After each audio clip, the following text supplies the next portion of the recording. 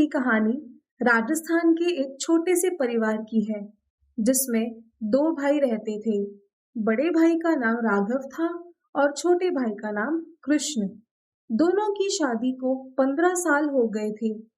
राघव का एक बेटा था जिसका नाम था सोनू, लेकिन कृष्ण की कोई औलाद नहीं थी। इस बात से उसका बड़ा भाई राघव बहुत खुश रहता था और अहंकार में भी रहता था। एक दिन राघव ने देखा कि कृष्ण कहीं जाने की तैयारी कर रहा है।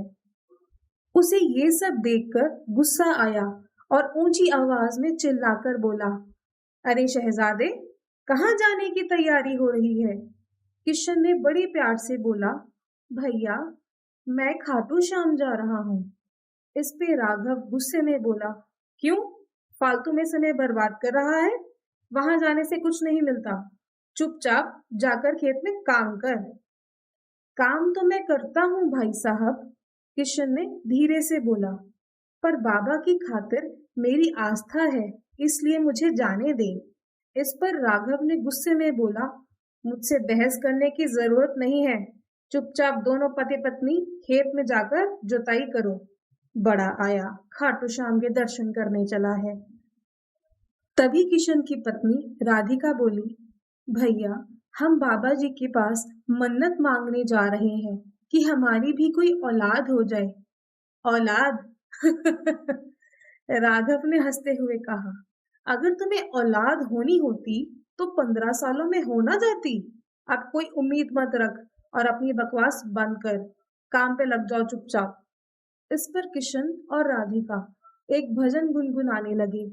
अरे गरीबी ने मारा मुझे, अपनों ने मारा, मेरी मजबूरी का सांवरिया मजा बना रहे। अब तो डोरी खींच ले दुख देखूं कितना, खाटू नगरी में आने का मेरा टूट गया सपना। थोड़ी देर बाद किशन का दोस्त सुरेश आया। किशन, राम राम। राम राम भाई सुरेश, राम राम। किशन ने बड़े ही उदास मन से कहा, क्या हुआ भाई? कुछ हुआ है क्या? आज शाम को बाबा जी के दर्शन करने जाना है ना? सुरेश ने पूछा। भाई सुरेश, नहीं जा पाऊंगा। अरे, आज का दिन तो हमने तय किया था ना यार, और अब तू टाल रहा है। देख, ये अच्छी बात नहीं है। क्या करूं यार, भाई साहब ने मना कर दिया, बोलते कहीं जाने की जरूरत नहीं है। ये कहकर उसकी आंखों में आंसू भर आए। अरे, तो उन्हें बता कौन रहा है? हम 2-3 घंटों में दर्शन करके वापस भी आ जाएंगे और उन्हें पता भी नहीं चलेगा।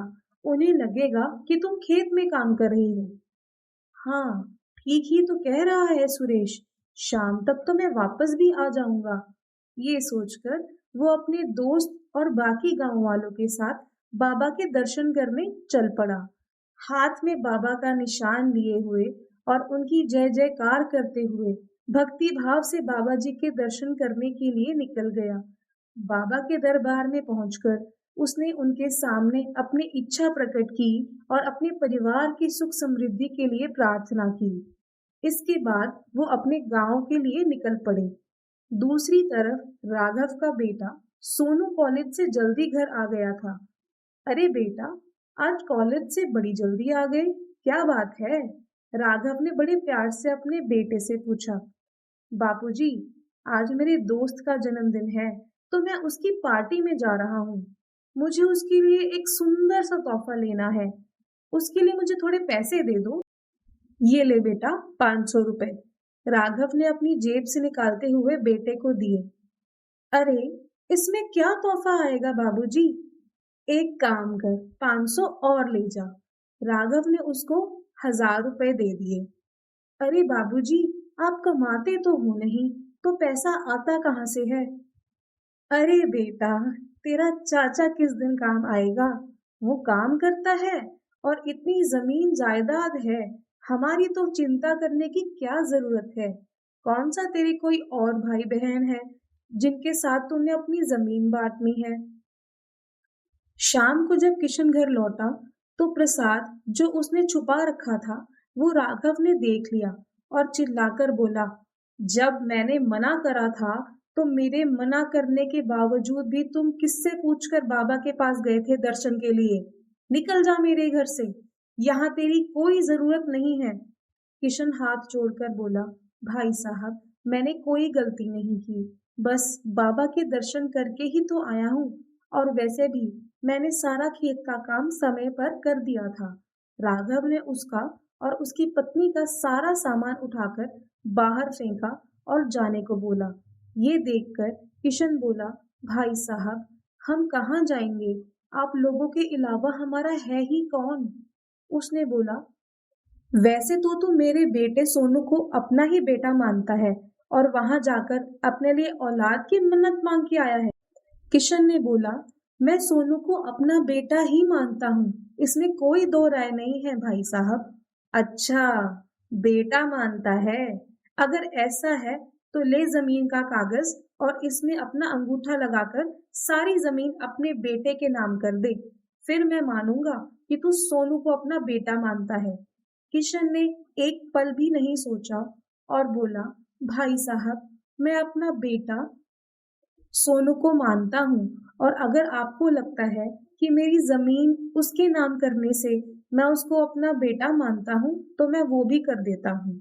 और ये सोचकर उसने जमीन के कागजात पर अपना अंगूठा लगा दिया। जैसे ही उसने अंगूठा लगाया, वैसे वो राघव का असली चेहरा सामने आ गया। हो गया। और उसने अपना असली चेहरा दिखाया और बोला, चलो चलो, अपनी चारपाई उठाओ, सामान उठाओ और अपने बाबा जी को उठाओ और यहाँ से दफा हो जाओ।